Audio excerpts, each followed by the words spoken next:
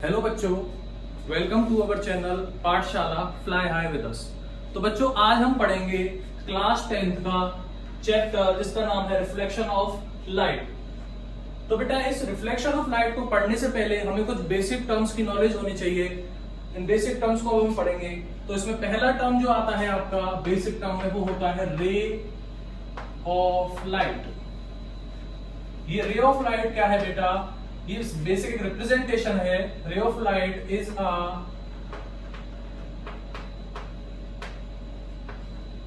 Representation of the direction of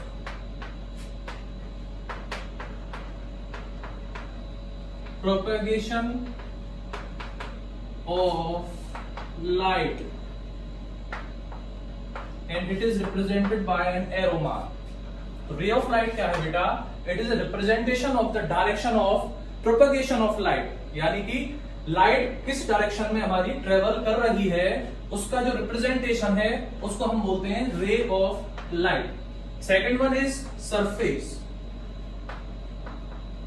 तो बेटा, इस चैप्टर में हमें दो तरह की सरफेसेस देखने को मिलेंगी। एक है आपकी प्लेन सरफेस और दूसरी है rough surface.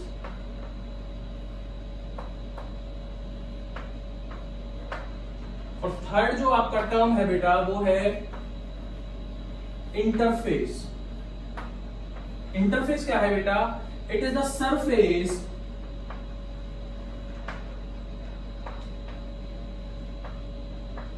between the two mediums, यानी कि इंटरफेस क्या है? ये एक सरफेस है बिटवीन द टू मीडियम्स, दो मीडियम्स के बीच में एक सरफेस है। क्लियर है बेटा? तो ये आपके बेसिक टर्म्स हैं जो आपको रिफ्लेक्शन ऑफ लाइट पढ़ने से पहले ध्यान में रखने हैं। चलिए, अब जो नेक्स्ट हमारा हम टॉपिक अपना शुरू करते हैं बेटा। तो टॉपिक में पहला जो हमारा टर्म है वो है लाइट।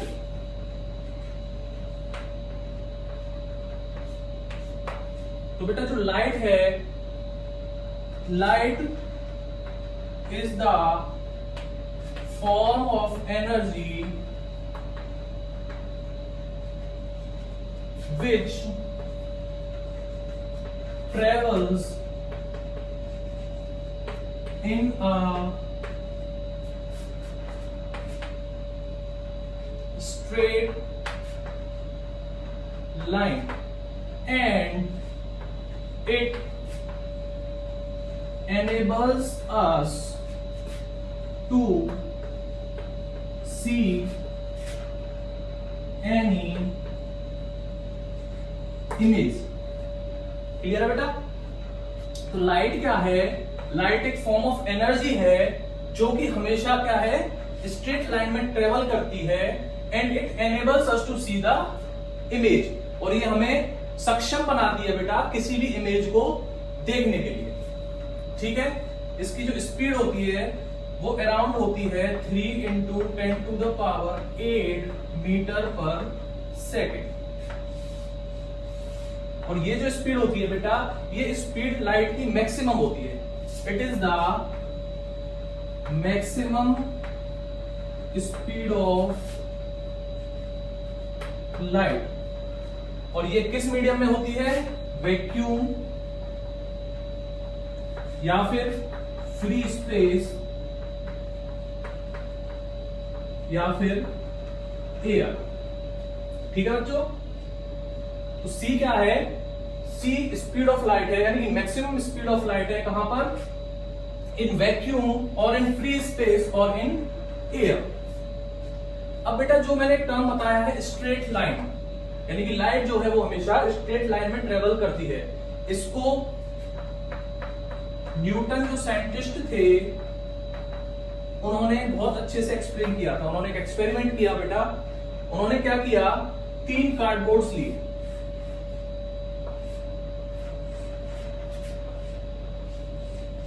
तीन कार्डबोर्ड्स लिए और उन तीनों कार्डबोर्ड्स को बीच में से उनमें होल किया तीनों कार्डबोर्ड्स में। ठीक है बच्चों, cardboard A, cardboard B and cardboard C. अब उन्होंने क्या किया बेटा, ये जो तीनों कार्डबोर्ड्स थे इनको एक सीरीज में रखा। इन तीनों कार्डबोर्ड्स को उन्होंने एक सीरीज में रखा।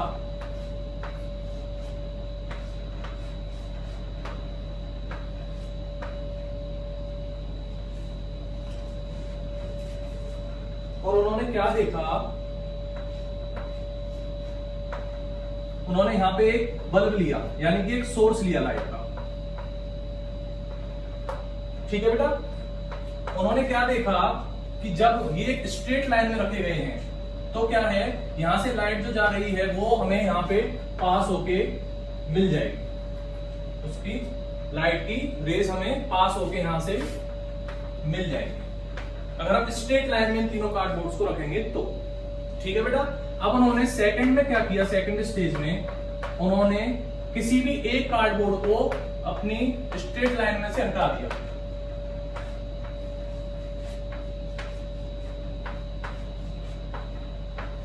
एक कार्डबोर्ड को उन्होंने क्या किया, स्ट्रेट लाइन में से हटा दिया बेटा। जो सोर्स है वो यहां पे रखा, तो क्या देखा उन्होंने बेटा कि यहां पे हमें कोई भी लाइट नहीं मिल रही है। जब उन्होंने किसी भी कार्डबोर्ड को अपनी स्ट्रेट लाइन में से हटा दिया तो उन्होंने क्या देखा कि उनको कोई भी लाइट यहां पर नहीं मिल रही है। इसका क्या मतलब हुआ, इससे उन्होंने कंक्लूड किया बेटा कि जो लाइट होती है वो हमेशा कैसे ट्रेवल करती है, स्ट्रेट लाइन में ट्रेवल करती है। तभी जब ये स्ट्रेट लाइन में रखे थे, ये होल एक दूसरे के सामने थे, तभी लाइट पास हो रही थी। जब ये होल एक दूसरे के सामने नहीं रहे तो लाइट, कोई भी लाइट वहां से पास नहीं हो रही थी। तो इससे न्यूटन्स ने कंक्लूड किया that light always travels in a straight line. अब जो लाइट होती है बेटा वो हमेशा स्ट्रेट लाइन में ट्रेवल करती है और उसकी स्पीड जो होती है वो होती है 3 × 10⁻⁸ मीटर पर सेकेंड। ठीक है बच्चों, अब क्या हुआ कि जो लाइट को जो स्पीड थी ये मैक्सिमम स्पीड थी और ये फ्री स्पेस में थी बेटा। अब क्या होता है, अगर लाइट को हम किसी मीडियम से निकालते हैं, यानी कि किसी लाइट रेस को हम किसी मीडियम पे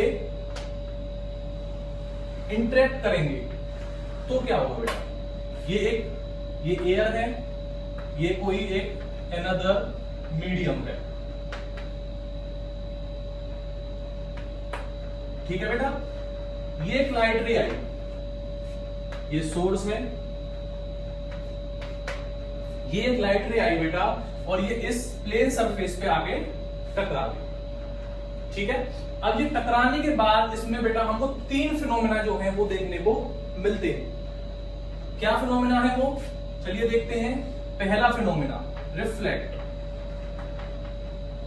कुछ परसेंटेज उस लाइट रेज का यहां पे रिफ्लेक्ट हुआ। ठीक है,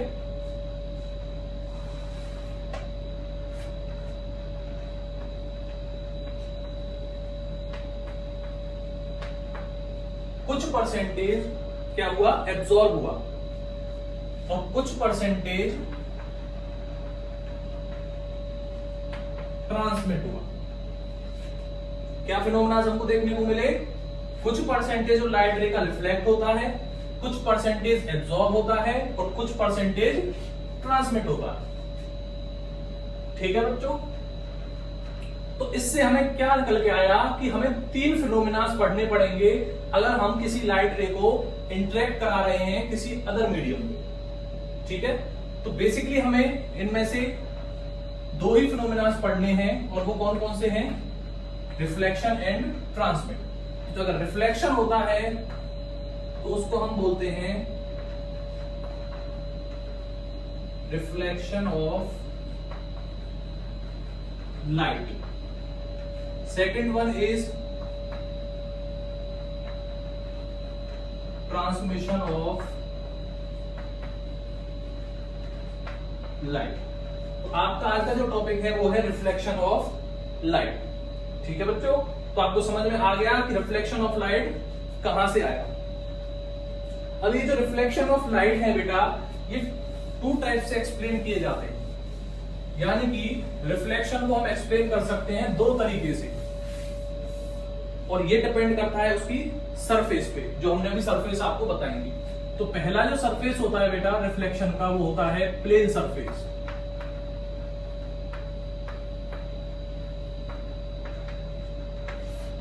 यानी कि reflection from a plane surface. और सेकंड जो है वो है reflection from a rough surface.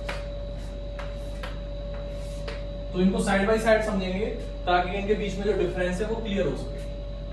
तो reflection from a plane surface जो होगा बेटा, वो हमें सरफेस जो होगी हमारी उसमें क्या होगी, प्लेन सरफेस होगी। On the other hand reflection from rough surface, we have to take a rough surface for the reflection. ठीक है। अब इसमें क्या है, इंसिडेंट रे आई, ये जो लाइट आई ये किसी सोर्स से आई। ठीक है बच्चों, लाइट रे आई, ये दूसरी लाइट रे आई और ये तीसरी लाइट रे आई। जबकि हमें पता है कि ये जो हमारा सरफेस है ये प्लेन सरफेस है, तो हम इस सरफेस को क्या बोलेंगे, ऑप्टिकली प्लेन सरफेस। ठीक है बच्चों। और हम इसके बैक में इसको क्या बना देंगे, ओपेक बना देंगे। ओपेक इन द सेंस कि हम इसमें कोई भी पॉलिश कर देंगे जिससे कि जो लाइट रेज हैं ये इससे बाद में ट्रांसमिट ना हो, ये रिफ्लेक्ट हो अच्छे से। ठीक है। तो इसलिए हम इसको क्या बना देंगे, ओपेक बना देंगे। ठीक है। अब एक ये सोर्स था कोई भी, यहां से ये 3 लाइट ऑफ रेज आई और यहां पे टकराई। यहां से हम नॉर्मल ड्रॉ कर लेते हैं तीनों पे। ठीक है। और ये सेम पैटर्न में क्या हुआ, रिफ्लेक्ट बैक हो गई। यानी कि जो पैटर्न सोर्स का था वही पैटर्न हमको यहां पे देखने को मिल गया, सेम पैटर्न। ठीक है बच्चों। यानी कि जिस पैटर्न में ये लाइट रेज इससे टकराई, उसी पैटर्न में ये लाइट रेज कहां वापस चली गई और हमने इनको ऑब्जर्व कर लिया आई के थ्रू। ठीक है। तो हमको क्या देखने को मिला बेटा, अगर ये सेम पैटर्न में रिफ्लेक्ट बैक होती हैं तो हमें जो इमेज मिलेगी वो किसकी मिलेगी, सोर्स की इमेज मिलेगी। We can see the source from here. ठीक है। ऑन द अदर हैंड अगर हम रफ सरफेस की बात करते हैं तो यहां पे भी लाइट रेज आएंगी। 3 लाइट रेज हम ले लेते हैं, ये सोर्स से आई। ठीक है बेटा, नॉर्मल बना इनका, बट ये सेम पैटर्न मेंटेन नहीं कर पाई। जैसे कि हम प्लेन सरफेस में बात करें, जिस पैटर्न से आई थी बेटा उसी पैटर्न से रिफ्लेक्ट बैक हुई, बट रफ सरफेस में क्योंकि ये सरफेस जो है वो रफ है, इनका जो नॉर्मल है वो अलग अलग बनेगा और जो एंगल बनेगा रिफ्लेक्शन का वो भी अलग अलग बनेगा। ठीक है। तो इस वजह से क्या है, ये डिफरेंट पैटर्न में रिफ्लेक्ट हुई।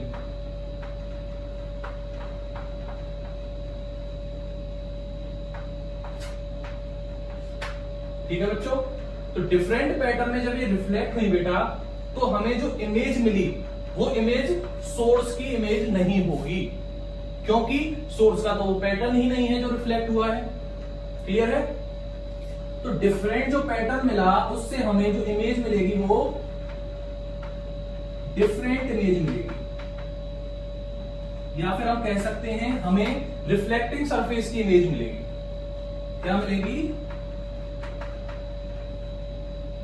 रिफ्लेक्टिंग सरफेस की हमें इमेज मिलेगी। अब ये जो दोनों फिनोमेना है बेटा आप जो देख रहे हो, इनका हम एक लाइव एग्जांपल लेंगे और तब आपको ये बिल्कुल क्लियर हो जाएगा कि प्लेन सरफेस क्या होती है और रफ सरफेस क्या होती है। इसका जो बेस्ट एग्जांपल है बेटा वो है मिरर। मिरर आप सब लोगों ने देखा होगा। मिरर में क्या होता है, हमारी जो एग्जैक्ट इमेज है वो हमें देखने को मिलती है।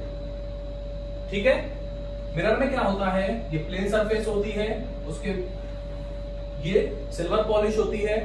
ठीक है, यहां से किसी सोर्स से लाइट रेज आई और वो as it is reflect back हो गई, यानी कि सेम पैटर्न में वो क्या हुआ, रिफ्लेक्ट बैक हो गई। तो जो सोर्स की इमेज थी वो हमें यहां पे देखने को बेटा मिल गई। ऑन द अदर हैंड अगर हम रफ सरफेस की बात करते हैं तो इसका बेस्ट एग्जांपल जो है वो कोई भी सरफेस हो सकती है एक्सेप्ट द प्लेन सरफेस। आप अगर इस बोर्ड की बात करते हैं तो ये बोर्ड भी क्या है, रफ सरफेस है। आप इस बॉल की बात करते हैं तो ये बॉल भी क्या है, रफ सरफेस है।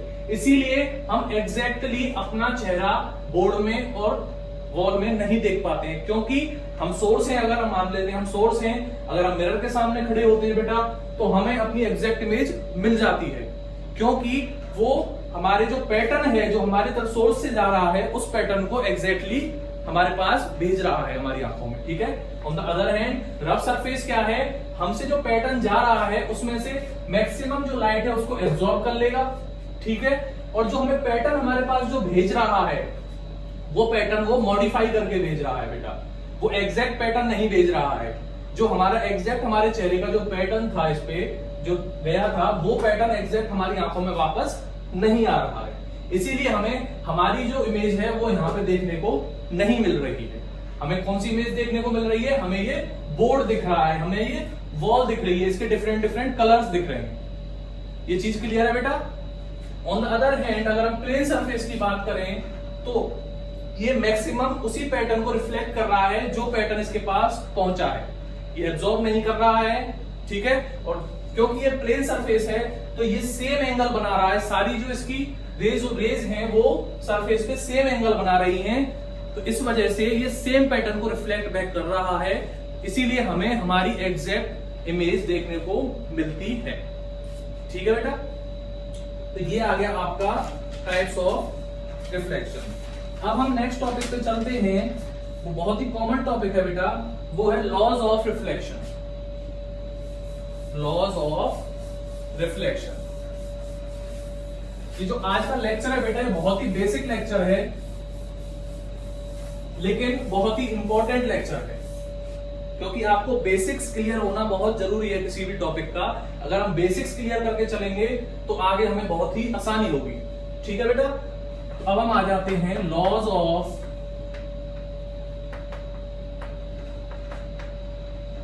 रिफ्लेक्शन पर। जैसा कि ज्यादातर बच्चे लॉज ऑफ रिफ्लेक्शन जानते हैं, क्या होता है बेटा, एक प्लेन सरफेस होता है, ये हमने क्या कर दिया, इसको ओपेक बना दिया पॉलिश करके।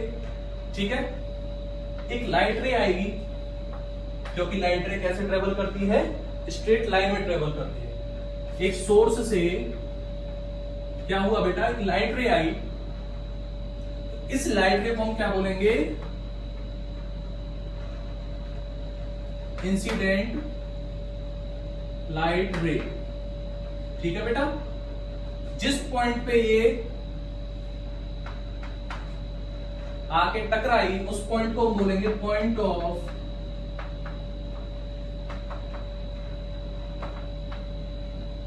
इंटरसेक्शन। ठीक है, और इस पॉइंट पे जहां ये टकराई इससे हम क्या है, एक नॉर्मल ड्रॉ करेंगे, परपेंडिकुलर ड्रॉ करेंगे बेटा, और इसको हम बोलेंगे नॉर्मल। ठीक है, और जिस एंगल से ये आई है बेटा उसी एंगल से ये क्या होगी, रिफ्लेक्ट बैक हो जाएगी, और इस एंगल को हम बोलेंगे angle of incidence and angle of reflection. Angle I is the angle of incidence and angle R is the angle of reflection। ठीक है बेटा, दोबारा से सुन लेते हैं, ये हो गया रिफ्लेक्टेड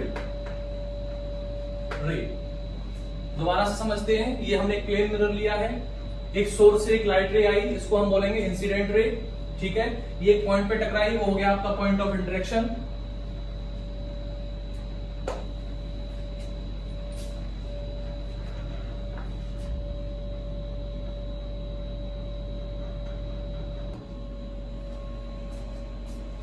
दोबारा से समझते हैं बेटा। ये हमने एक प्लेन मिरर लिया, इसको नीचे से हमने क्या कर दिया, पॉलिश करा दिया, जिससे कि ओपेक बन सके और मैक्सिमम लाइट को रिफ्लेक्ट कर सके। ठीक है, अब एक सोर्स से एक लाइट रे आई, इसको हम बोलेंगे इंसिडेंट रे। ठीक है बेटा, जिस पॉइंट पे ये प्लेन मिरर से आगे टकराई वो हो गया आपका पॉइंट ऑफ इंटरसेक्शन। ठीक है, और एक एंगल से वो वापस चली गई रिफ्लेक्ट होके, वो हो गया आपका रिफ्लेक्टेड रे। ठीक है बेटा, तो जो एंगल इसने नॉर्मल से बनाया इंसिडेंट रे ने, उस एंगल को हम बोलेंगे एंगल ऑफ इंसिडेंट, और जो एंगल नॉर्मल से रिफ्लेक्टेड रे ने बनाया उसको हम बोलेंगे एंगल ऑफ रिफ्लेक्शन। ठीक है बेटा, अब हम इसके लॉज के बारे में समझते हैं। जो इसका पहला लॉ है, फर्स्ट लॉ ऑफ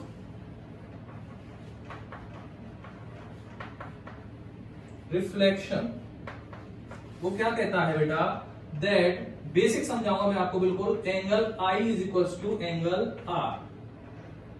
यानी कि इसका कहने का मतलब क्या है, angle of incidence is always equal to angle of reflection. ये हमेशा, ये बेसिक रूल है। ठीक है, क्या है कि एंगल I जो होगा वो हमेशा किसके बराबर होगा, एंगल R के बराबर होगा। सेकेंड जो रूल है बेटा आपका वो है that incident ray, normal and reflected ray all lie in the same plane. क्या है, incident ray normal reflected ray all lies in the same plane.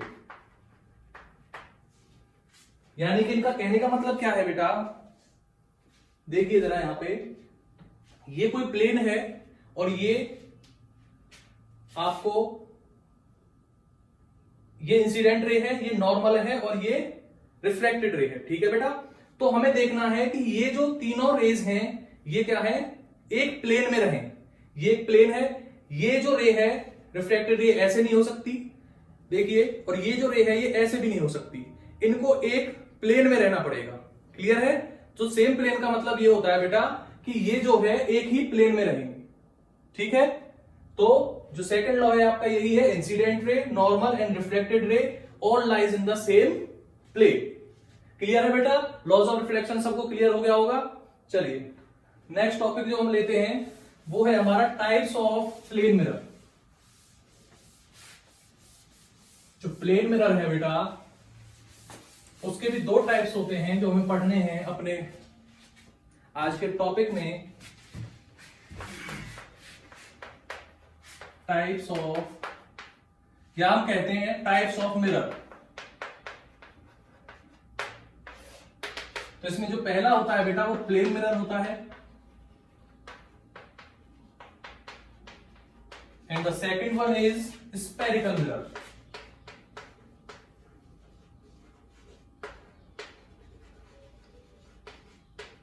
ठीक है बच्चों, एक होता है प्लेन मिरर और एक होता है स्फेरिकल मिरर। तो जो प्लेन मिरर होता है बेटा वो हमने अभी भी देखा, वो सीधा होता है, इसमें एक प्लेन सरफेस होती है, एक ओपेक सब्सटेंस होता है जो कि इसमें से लाइट को ट्रांसमिट करने से रोकता है। तो ये हो गया इसकी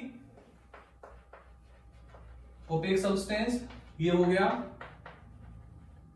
प्लेन सरफेस। ठीक है बेटा, ऑन द अदर हैंड अगर हम स्फेरिकल मिरर की बात करते हैं तो हम क्या करेंगे, इस प्लेन मिरर के स्मॉल स्मॉल पार्टिकल्स लेंगे बेटा, और उन पार्टिकल्स को हम क्या करेंगे, ऐसे अरेंज करेंगे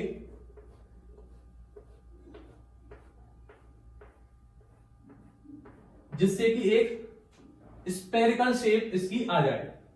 क्लियर है, जब हम इनको एक स्फेरिकल शेप में अरेंज करेंगे और इसको टेक्नोलॉजी के थ्रू हम क्या बना देंगे, एक स्फेरिकल मिरर बना देंगे। क्लियर है, तो इस स्फेरिकल मिरर जब ये बेटा बनेगा तो क्या देखेंगे हम कि इसकी एक जो सरफेस है उसको हम कैसा बना लेंगे, प्लेन बना लेंगे, और दूसरी सरफेस को हम क्या कर देंगे, पॉलिश कर देंगे। और इसको क्या बना देंगे, ओपेक बना देंगे। ओपेक क्यों बनाया जाता है, जिससे कि जितनी भी लाइट रेज आए ये मैक्सिमम लाइट रेज को क्या करे, रिफ्लेक्ट बैक कर दे, उनको ट्रांसमिट ना होने दे। ठीक है बेटा, तो ये बन गया आपका स्फेरिकल मिरर। अब जो स्फेरिकल मिरर बनता है बेटा, अगर इसको हम आगे फॉर्म करें तो ये एक स्फीयर का पार्ट होता है। अगर हम इसको आगे फॉर्म करें तो ये एक स्फीयर का पार्ट है। ठीक है, और एक स्फीयर का अगर ये पार्ट है तो इसका एक सेंटर होगा। क्लियर है, और उस सेंटर को हम क्या बोलेंगे बेटा, सेंटर ऑफ कर्वेचर।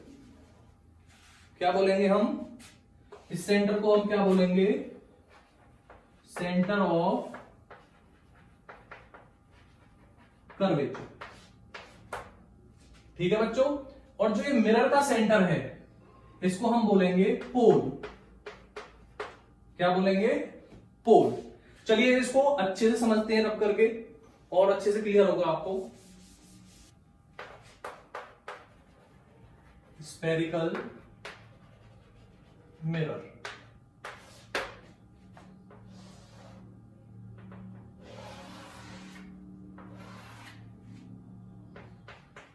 ये हमने एक स्फेरिकल मिरर ड्रॉ कर लिया।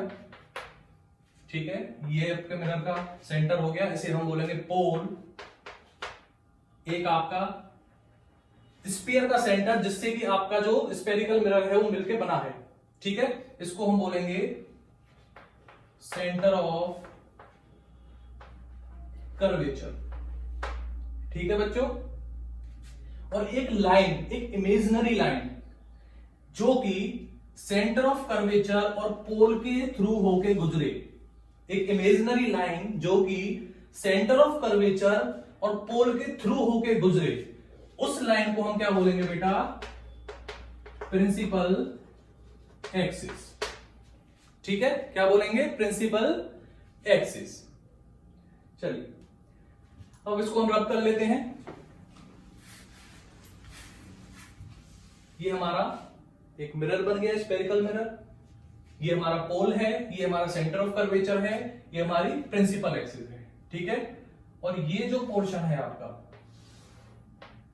इसको हम बोलते हैं एपेरेचर। क्या बोलेंगे इसको बेटा, एपेरेचर। ठीक है, जो सेंटर ऑफ कर्वेचर और पोल होता है बेटा, जो सेंटर ऑफ कर्वेचर और पोल होता है, उसके बीच की जो डिस्टेंस होती है उसको हम बोलते हैं बेटा रेडियस ऑफ कर्वेचर, क्योंकि ये उस कर्वेचर का रेडियस है जिससे कि आपका स्फेरिकल मिरर बना हुआ। ठीक है, तो क्या बोलेंगे इसे हम, रेडियस ऑफ कर्वेचर। अब देखते हैं बेटा कि ये जो स्फेरिकल मिरर है इस टाइप का होता है। ठीक है, और ये जो प्रिंसिपल एक्सिस है ये इसके बीच में ऐसे लगी हुई होती है। क्लियर है, अब हम बोलेंगे कि हम किसी भी सोर्स की तरफ अगर इसे हम करेंगे, ठीक है, तो हम देखेंगे कि जो सोर्स से हमारी लाइट रेज आएंगी वो हमेशा इस प्रिंसिपल एक्सिस के पैरेलल आएंगी। आप कभी भी करके देख लो, अगर मैं बोल रहा हूं कि ये आपकी तरफ मैं जो कर रहा हूं ये सोर्स है, तो आपसे जो मेरी लाइट ऑफ रेज आएंगी वो कैसी आएंगी, parallel to this principal axis. ये देखिए, अगर मैं इधर इसको मिरर को कर देता हूं तो सामने अगर सोर्स रखा हुआ है तो वहां से जो लाइट ऑफ रेज आएंगी वो कैसी आएंगी बेटा, इस प्रिंसिपल एक्सिस के पैरेलल आएंगी हमेशा। ठीक है, तो देखते हैं यहां पे,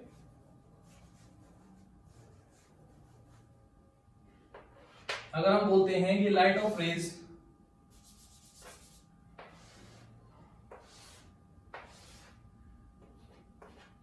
हमारे मिरर की तरफ कहीं से भी आएंगे, किसी सोर्स से।